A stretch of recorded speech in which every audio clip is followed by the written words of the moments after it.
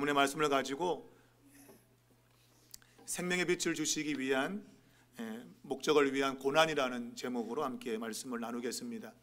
욥기는 의로운 자가 고난을 당한다는 그러한 내용을 가지고 있습니다. 이 욥이란 사람은 자기 자신이 지금 고난 당할 만한 이유가 하나도 없는데 하나님이 자기를 미워하고 싫어하고 증오하며 자신을 표적 삼아서 고난을 주고 있다, 그렇게 생각을 하고 있습니다.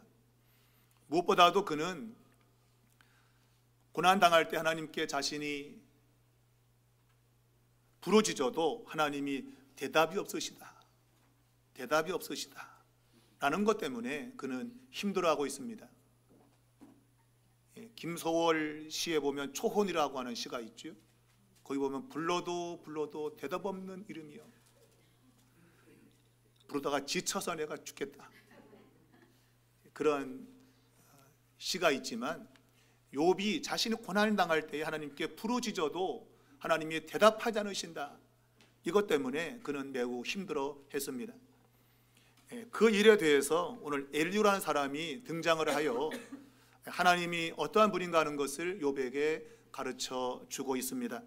엘리후는 하나님은 사람들에게 말씀하시는 분이다, 욥은 자신이 하나님이 말씀하지 않는다 그렇게 말하고 있지만 실제로 하나님은 말씀하시는 분이다 라고 말하고 있습니다.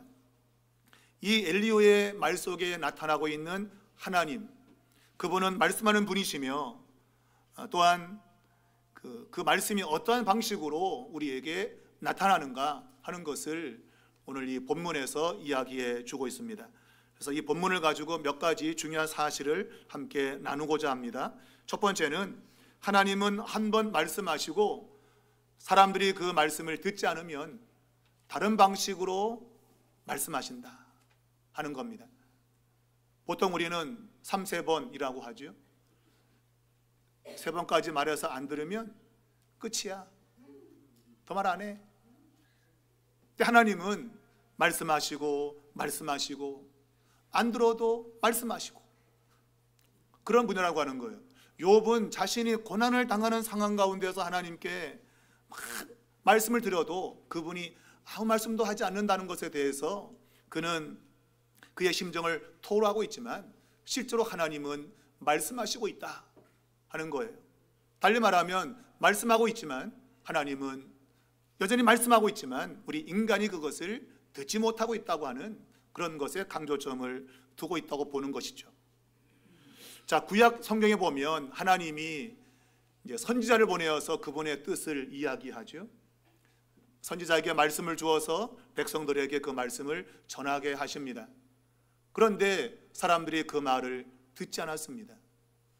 그 말의 뜻을 때로는 몰라서도 듣지 않았지만 알면서도 행하지 않았습니다. 하나님은 그들이 듣지 않을 때 지속적으로 말씀하셨죠. 한 번 하고 땡 친 것이 아니고 그들이 듣지 않아도 사람을 보내어서 계속 말씀하셨습니다.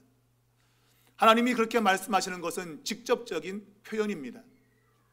그리고 하나님은 이 직접적인 표현이 아니라 간접적으로도 말씀하셨다고 하는 것이죠. 그것이 엘리후의 표현에 빌리자면 꿈과 고난이라고 하는 걸 통해서 말씀하셨다는 겁니다. 우리 가운데 꿈 좋아하는 분 있죠, 그죠? 어떤 분은 목사님 이런 꿈을 꿨는데요, 그래서 꿈에 대해서 말씀하는 분이 종종 있어요. 구약 성경에는 꿈을 통해서 하나님이 말씀하셨습니다. 꿈을 통해서 하나님의 뜻이 무엇하는 것을 말씀했습니다. 때로는 환상으로 하나님이 그분의 뜻을 보여주었습니다. 그러나 지금은 그것이 보편적이지 않습니다. 네, 어떤 분은 계속 그 꿈에다가 무슨 동기를, 무슨 의미를 부여해가지고 그 꿈에 따라서 움직이려는 분이 있어요. 물론 하나님은 지금도 꿈으로 말씀할 수 있죠. 그러나 보편적이지 않다 하는 것입니다. 자, 하나님이 꿈과 함께 말씀하시는 것이 바로 고난이라고 하는 것입니다. 이 고난을 통해서 하나님이 말씀하신다. 이 고난의 의미가 들어있는데 사람들은 그 고난을 통해서도 뭔가를 듣지 못하고 있다고 하는 거예요. 욥이 지금 이 고난 속에서 하나님의 의중을 알지 못하고 있는 것과 동일한 것입니다. 하나님은 고난을 통해서 말씀하고 있는 거예요 지금. 근데 그것이 무슨 의미인지 알지를 못한다고 하는 것입니다. 하나님이 한 번 하시고 중단하면 문제가 되지요. 그런데 성경은 하나님이 지속적으로 말씀하고 있다고 하는 거예요. 그럼 문제는 뭐냐? 그 말씀하신 하나님, 그 말씀을 우리가 듣지 못하는 우리가 문제인 것이죠. 하나님이 직접적으로 말씀을 해도 듣지 않는 우리들, 하물며 간접적으로 꿈이나 고난을 통해서 우리에게 말씀할 때 우리가 들을 수 있을까? 저는 거의 불가능하다. 우리의 무지와 우리의 어리석음 때문에 하나님이 말씀해도, 꿈이나 아니면 고난을 통해서 말씀해도 우리는 알아먹지 못하고 있다. 단지 보여주는 것 그 자체만 가지고 매달리고, 또한 느끼는 것 갖고 거기에 붙잡혀 있지 그것이 담고 있는 의미에 대해서는 전혀 알지 못한다 하는 것입니다. 그러므로 하나님이 말씀하지 않는 것이 문제가 아니라 그분이 말씀해도 듣지 않는 것이 문제인 거예요. 그것을 깨닫지 못하는 것이 문제인 거예요. 우리의 완악함과 우리의 무지함이 하나님의 말씀에도 듣지 않는 이것이 더 큰 문제라고 하는 것입니다. 근데 우리는 하나님이 말씀하지 않는다고 우리는 불평하고 있죠. 우리 인생의 문제를 만나는 그러한 일들이 하나님이 말씀하지 않아서 나타나는 것이 아니죠. 그분이 말씀하지만 우리가 듣지 않기 때문에 그러한 일들을 만나게 되는 거예요. 근데 그러한 우리가 만나는 고난까지도 하나님은 그분의 말씀으로 표현하고 있죠. 나는 이런 방식으로 너희에게 말하고 있다 하는 거예요. 우리가 성경에 보면 하나님이 우리 인간을 향한 생각이 얼마나 많은지 바닷가에 모래보다 많다고 했어요. 그분이 우리에게 말씀하시고 보여주는 방식은 너무나도 많은 거예요. 그걸 끄집어내서 말씀한다고 한다면 바닷가에 모래만큼 많다 이거예요. 헤아릴 수 없다 이거예요. 근데 문제는 그렇게 많은 말씀을 하셔도 우리가 그것을 듣지 않는 게 문제예요. 여러분은 어때요? 하나님이 말씀하지 않아서 문제예요? 아니면 내가 듣지 않아서 문제예요? 답은 뻔한 거죠. 내가 듣지 않아서 문제인 거예요. 내가 그 말씀을 들으려고 해야 되는데 들으려고 하지 않습니다. 도대체 이 꿈이 또 이 고난이 무슨 의미가 있을까? 생각하지 않는 겁니다. 의미를 생각하지 않고 거기만 매여서 죽겠다 팔자 타령하고 있고, 하나님이 이 사건 속에서 무엇을 말씀하는지 생각하지 않는다는 거예요. 우리말에 타산지석이라는 말이 있습니다. 남의 산에 있는 하찮은 돌도 나의 옥을 가는 것에 사용된다는 말입니다. 그 하찮은까지도 내게 유익을 삼아라 그 얘기죠. 그러한 멋진 말은 알면서도 실제로 우리의 삶에는 타산지석을 하지 않고 있다고 하는 거예요. 여러분, 사자성어 알면 뭐합니까? 그 말씀이 내게 적용되도록 해야 되는데 우리는 타산지석을 하지 않는다는 거예요. 우리 주변에 일어나는 모든 일들은 그냥 벌어지는 일들이 아니죠. 근데 우리는 우리 가운데 벌어지는 일들을 그냥 어쩌다 보니까 일어나는 일이야, 재수가 없으니까 생겼지, 이런 식으로 그냥 넘어간단 말이에요. 여러분, 성경에 우리 주님은 실로암 망대가 무너지는 사건을 바라보면서 저 실로암 망대가 무너져서 거기에 깔려 죽은 사람들이 너희보다 죄가 많아서 죽은 줄 아느냐? 당시의 사람들은 인과응보라고 하는 사상 때문에 저들이 사고를 당했다, 망대가 무너져서 깔려 죽었다, 그러면 죄 때문에 죽었구나 라고 생각한다는 것이죠. 그러면서 실로암 망대에 죽은 놈들 다 죄인이야, 그렇게 말한다는 거예요. 그런데 우리 주님은 웃기고 있네. 실로암 망대가 무너져서 죽은 사람이 너희보다 죄가 많아 죽은 게 아니다, 너희도 회개하지 않으면 저와 같다고 했어요. 이 말은 실로암 망대가 물론 그 사람에게 관련된 사건이지만 그러나 그 사건은 사건을 보는 사람과도 관계가 된다 이거예요. 내가 그걸 바라보고 내게도 죄가 있을 텐데 이 죄를 회개하지 않으면 나도 망하겠구나, 그런 생각을 가지라고 하나님이 실로암 망대가 무너지는 사건으로 말씀하고 있다고 하는 거예요. 그렇다면 우리 주변에 일어나는 사소한 일까지도, 물론 거기에 노이로제 걸려갖고 이건 무슨 일일까? 꽃이 떨어지면 이게 뭔 일일까? 그런 건 아니지만, 그러나 우리가 주목해서 볼 수 있는 사건이 벌어지게 될 때 도대체 그 사건은 어떤 의미로 내게 다가오는가 생각을 해야 되는데, 우리는 아무런 생각이 없다. 아무런 생각이 없어요. 우리는 안전불감증이라는 용어도 많이 사용합니다. 말은 잘하는데 정말 안전불감증입니다. 조심하지 않고 똑같이 살아가는 그런 모습들이 우리들의 모습이 되고 있다고 하는 거예요.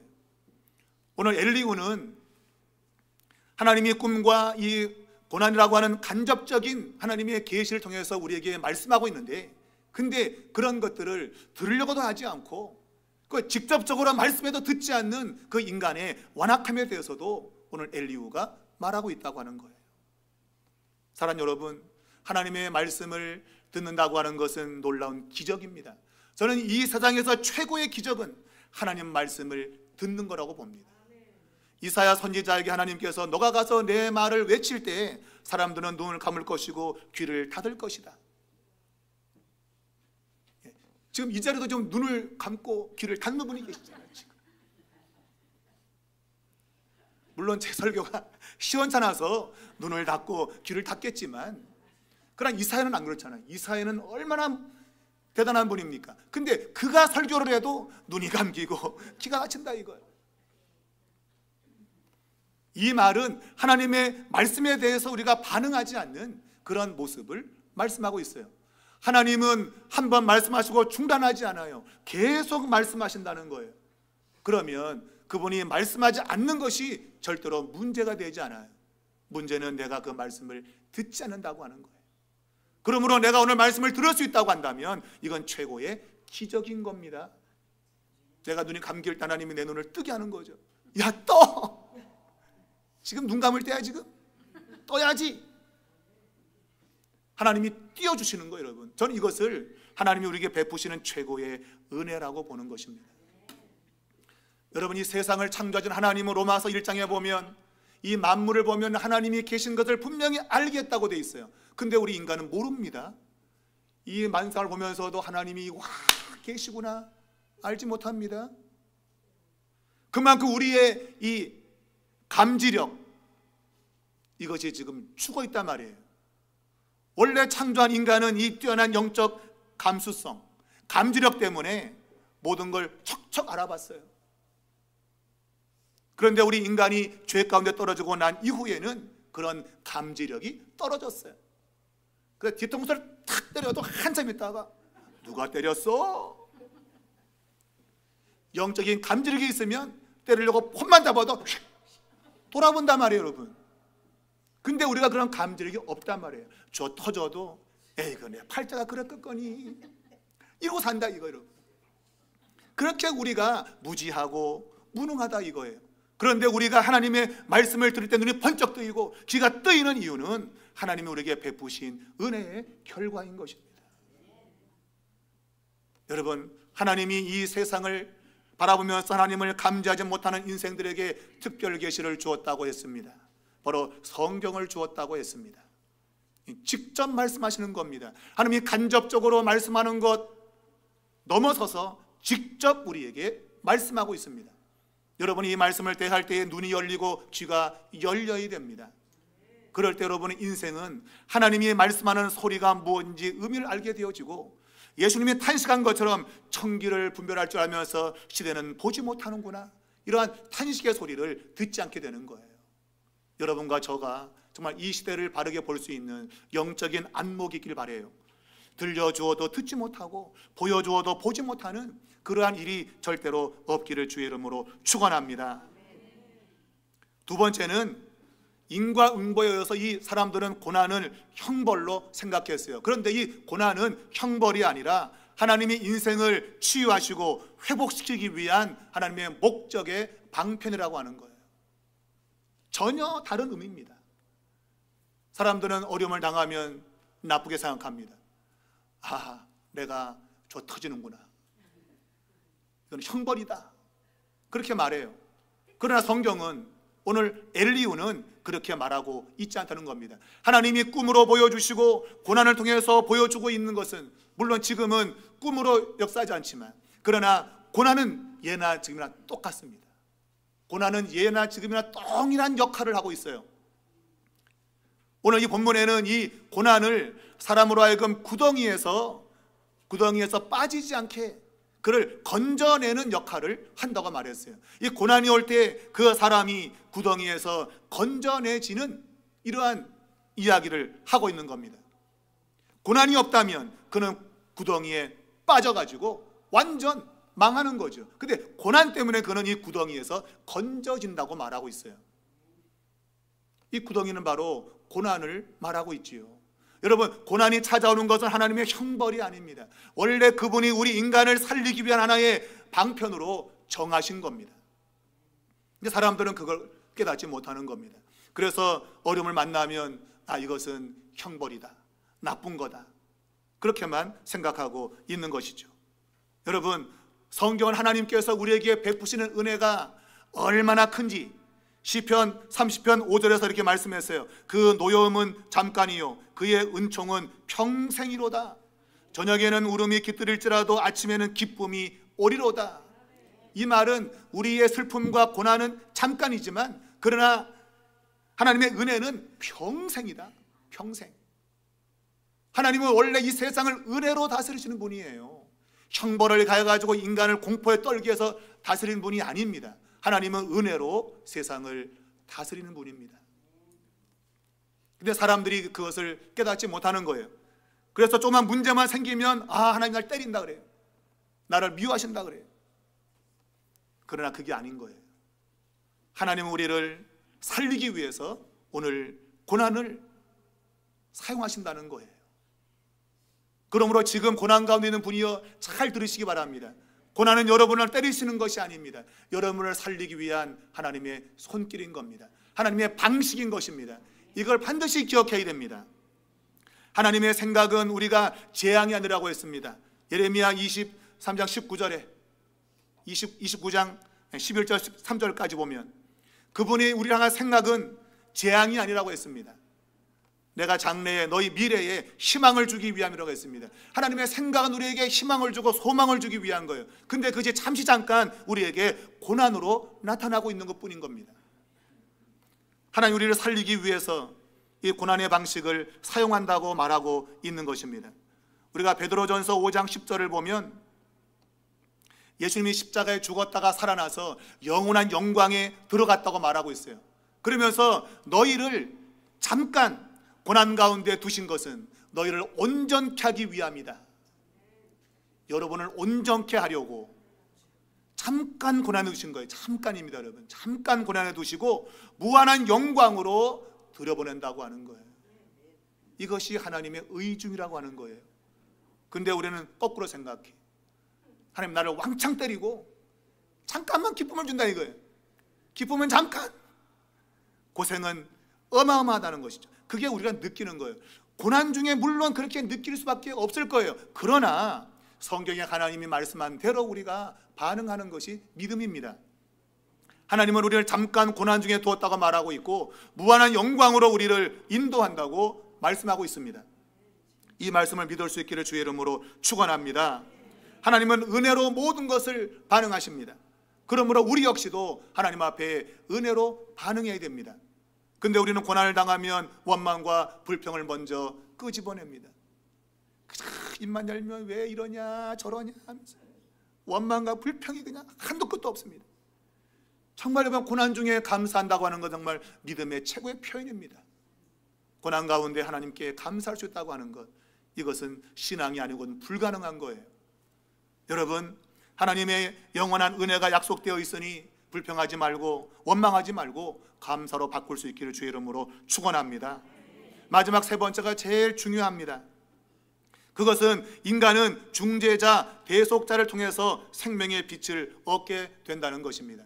오늘 엘리후가 고난당하는 욥을 향해서 위로의 말을 주는데 그것은 천상에, 하늘 위에 천명의 천사 가운데 한 천사라도 중재자가 있다면 하나님은 내가 대속물을 찾았다, 저 사람을 구덩이에 보내지 마라,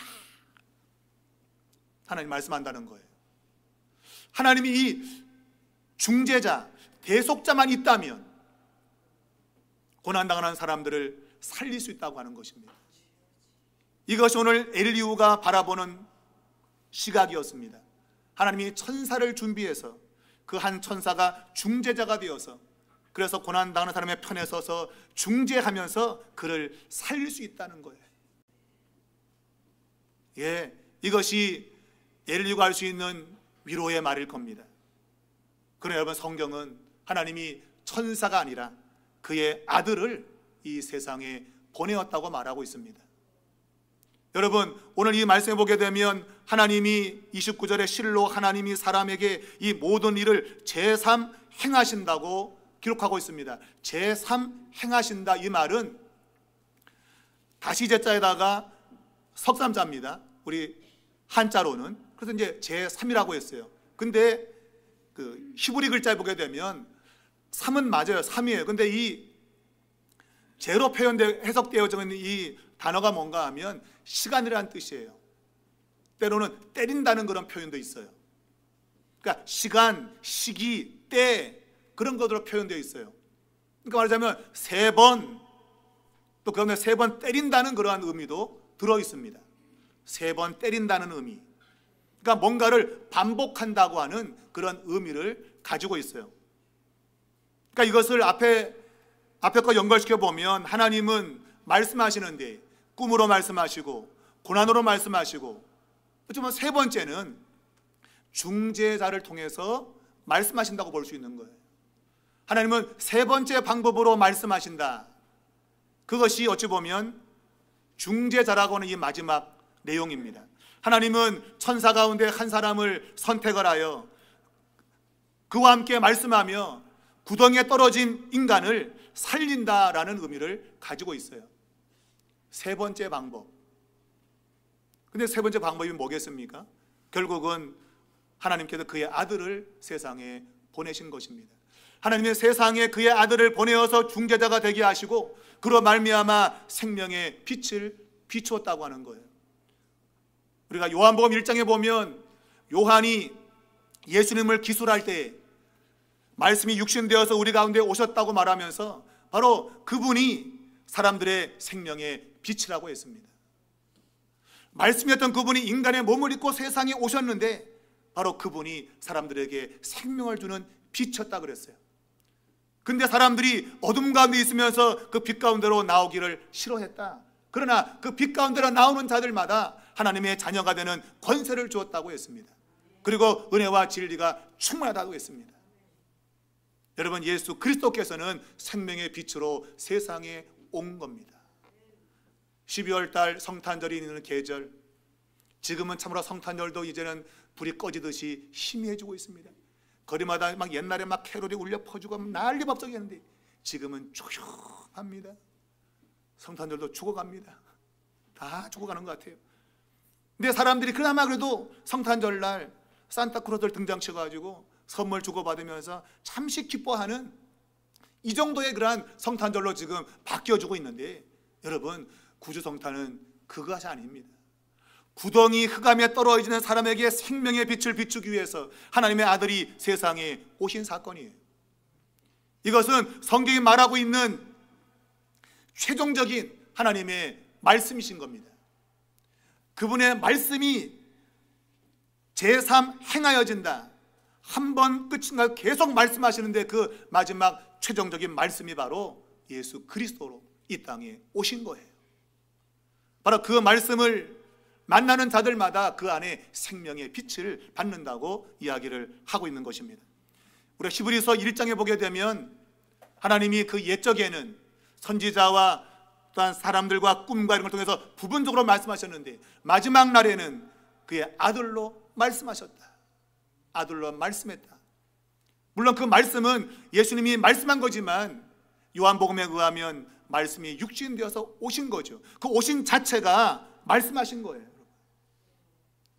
육신을 입고 오신 그 자체가 말씀하신 거예요. 하나님이. 예수 그리스도가 말씀입니다. 말씀. 그래서 그분을 만나는 자들마다 생명의 빛을 얻게 되는 겁니다. 여러분, 오늘 세상은 이 예수님을 알지 못하고 있습니다.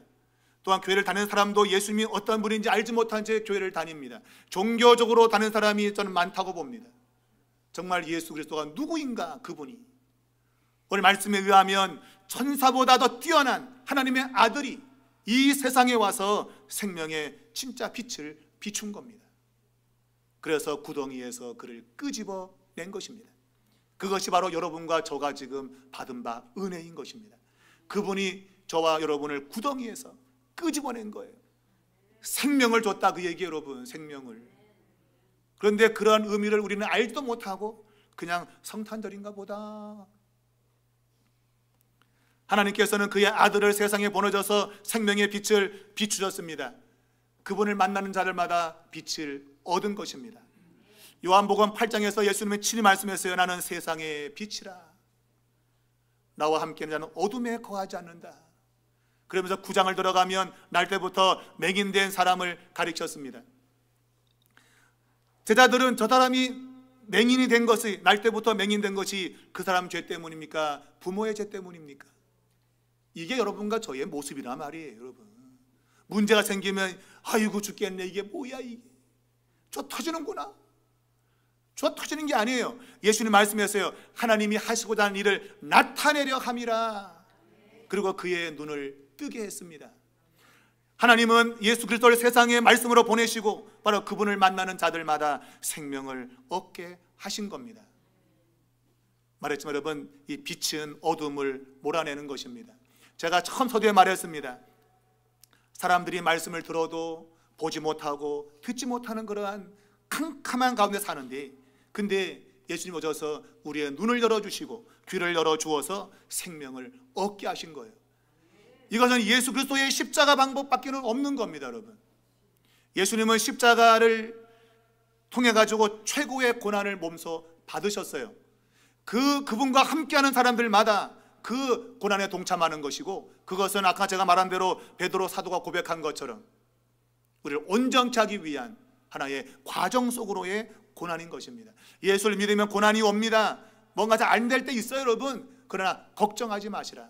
그 모든 고난을 넉넉히 이기고 승리케 한다고 하는 것이 성경의 가르침입니다. 그것이 생명의 빛인 것입니다. 그 빛이 여러분과 저에게 임했다고 하는 거예요. 고린도후서 2장 14절 보면 사도 바울이 이렇게 고백했습니다. 항상 우리를 그리스도 안에서 이기게 하시고 우리로 말미암아 각처에서 그리스도를 아는 냄새를 나타내신 하나님께 감사한다. 무슨 말일까요, 이게? 우리를 그리스도 안에서 이기게 한대요. 이긴다는 얘기는 내게 고난이 왔어요. 그러나 고난에 굴하지 아니하고 그것을 이겨낸 걸 말해요. 왜냐하면 그분이 우리에게 생명의 빛을 비췄기 때문이에요. 그래서 그리스도를 아는 냄새를 나타내신다. 냄새를 나타낸대, 여러분. 이것은 우리 믿는 자들이 고난을 맞아서도 이것 때문에 원망과 불평하지 아니하고 도리어 감사를 고백하면서 믿음으로 나가는 그러한 행위를 가리키는 겁니다. 그러한 것을 그리스도를 아는 냄새라고 표현했어요. 여러분, 그리스도를 아는 냄새가 있어요? 그렇게 살지 않으면 냄새가 날 리가 없어요. 도리어 악취만 풍기죠. 맨날 불평하고 원망하고 같이 가면 전염돼. 그러면 안 되죠, 여러분. 고난이 와도 믿음으로 말하고 하나님의 승리를 고백하고 그러한 삶이 나타나게 될 때에 그리스도를 아는 냄새를 나타내신다고 하는 거예요. 여러분과 저가 그러한 삶을 살아야 된다고 말하고 있습니다. 고난의 내용을 함축적으로 말하고 있는 것이 로마서 8장입니다. 이 로마서 8장에는 우리 그리스도인들의 승리를 선언하는 아주 중요한 장입니다. 거기에 보면 바울이 이렇게 말했습니다. 로마서 8장 37절에 그러나 이 모든 일에 우리를 사랑하시는 이로 말미암아 우리가 넉넉히 이기느니라. 간당 이기는 게 아니라 넉넉히 너끈이네, 너끈이. 여기서 말하는 이 모든 일이 뭔가 하면 환난, 곤고, 박해, 기근, 적신, 위험, 칼, 온갖 종류의 모든 고난을 가리키고 있어요. 그 모든 고난을 우리가 넉넉히 이긴다. 왜 그래요? 바로 바울은 로마서 8장 34절에 죽으실 뿐만 아니라 다시 살아나신 이는 예수 그리스도니 그는 하나님 우편에 계신 자요 우리를 위하여 간구하시는 자신이라. 오늘 엘리후는 하늘에 신령한 존재가 있는데 바로 중재자가 있다. 근데 잘 알지 못했어요. 아마 천사일 것 같아. 그런데 천사가 아니었어요. 하나님의 아들이었단 말입니다. 하나님의 아들이 하늘에서 오늘 고난당하는 사람들을 중보하며 기도하고 있다고 하는 거예요. 그 중보의 기도 때문에 우리는 고난을 넉넉히 이긴다고 말하고 있습니다. 여러분과 저에게 그러한 승리가 보장되어 있다는 거예요. 여러분 이걸 믿으셔야죠. 여러분의 감정 따라가지 말고 하나님의 말씀 따라가셔야죠. 그러므로 고난이 와도 여러분 두려워하지 말고 담대하십시오. 그것이 성탄의 의미라고 봅니다. 성탄절을 맞이할 때마다 우리의 마음에는 담대함이 생기는 겁니다. 우리에게 생명의 빛을 비춰주신 예수 그리스도, 그분을 나는 승리할 것이다. 주님 오신 그날까지 나는 믿음으로 살 것이다. 그런 고백이 있다는 겁니다. 사랑하는 여러분, 이번 12월 달 그냥 보내지 마시고 여러분 승리를 고백하시기 바랍니다. 내게 생명의 빛이 비쳤다. 나는 승리할 것이다. 그런 고백이 있기를 바랍니다. 여러분, 그게 우리가 가지는 신앙입니다. 우리는 절대 망할 수 없습니다. 하박국 선지자는 3장에서 고백했습니다. 내게 아무것도 없어도 나를 구원케 하실 하나님으로 인하여 기뻐한다고 했습니다. 그게 성탄절을 맞이하는 우리의 자세인 것입니다. 여러분 기억하시고 이 12월 달에 승리를 선언합시다. 우리 개인만 아니고 우리 교회와 하나님의 나라의 승리를 선언합시다. 하나님이 생명의 빛을 우리에게 비췄기 때문입니다. 그러한 승리가 여러분 가운데 넘쳐나기를 주의 이름으로 축원합니다.